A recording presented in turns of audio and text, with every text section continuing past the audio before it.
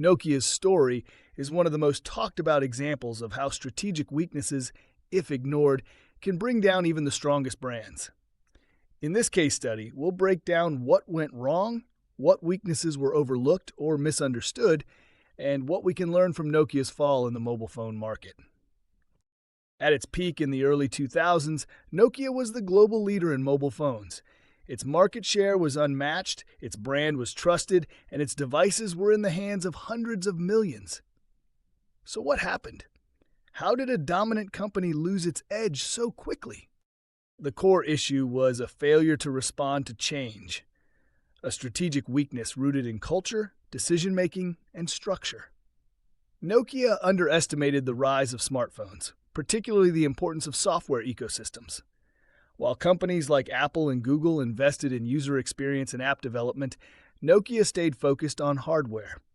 It continued to prioritize its Symbian operating system, even as it became clear that it couldn't compete with the seamless, scalable platforms of iOS and Android. Another major weakness was organizational rigidity. Nokia had a highly bureaucratic structure that slowed down innovation. Internal politics made it difficult to act quickly or align on a bold strategy. Leadership hesitated to take risks, fearing backlash or instability. This led to missed opportunities to pivot or partner at the right time. Even when Android was emerging, Nokia chose to go with Microsoft, another move that didn't pay off.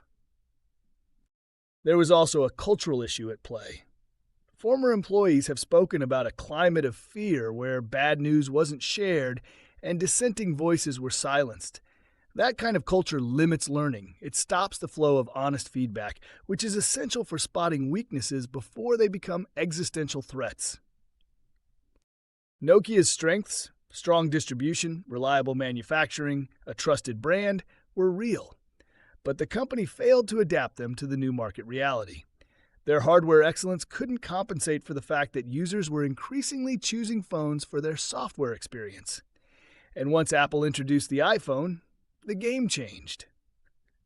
One of the most powerful lessons from Nokia's story is that strengths can become weaknesses when they breed complacency. Nokia's past success made it slow to see the shift happening around it.